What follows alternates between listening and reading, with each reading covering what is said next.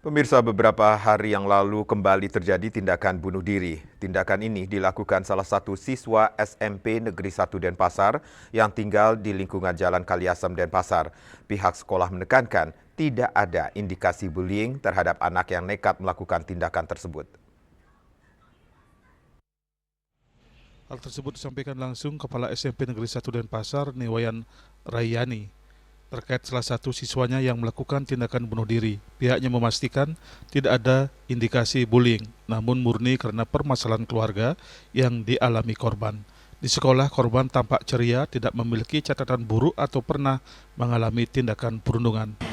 Untuk anak yang terjadi bunuh diri, memang status siswa SMP Negeri 1 Denpasar. Yang jelas dari pihak sekolah dan dari sekolah data anak ini tidak ada anak ini dibully atau apa dan sebagainya, dan catatan juga kenakalan juga tidak ada, masih normatif. Tapi yang jelas sesuai dengan pengakuan dari pihak keluarga yang kita datangi waktu itu sekalian melayat, memang murni ini adalah masalah keluarga yang dari kami tidak berkewenangan untuk menyampaikan permasalahan keluarga tersebut. Yang jelas dari data dari sekolah tidak ada seperti itu. Dan untuk anti bullying atau apapun kegiatan itu di sekolah sudah tertata dengan baik dan sudah terlaksana juga dengan baik, dan kami juga sudah ada tim untuk penanganan kekerasan dan sebagainya.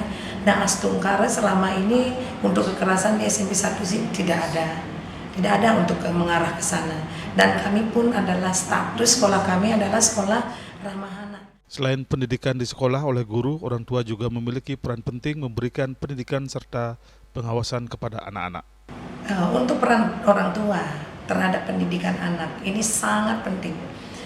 Setiap kejadian yang merunut segala sesuatu selama ini dan mungkin mudah-mudahan tidak seterusnya, untuk semua pihak terkait pendidikan ataupun masyarakat, harapan saya selaku pengelola di satuan pendidikan, salah satunya penanggung jawab pendidikan, itu orang tua sangat berperan penting. Tidak boleh melepas begitu saja, dan jangan terlalu membela segala sesuatunya sepihak. Misalkan terjadi permasalahan anak atau apa, jangan terlalu. Sukma Bali TV.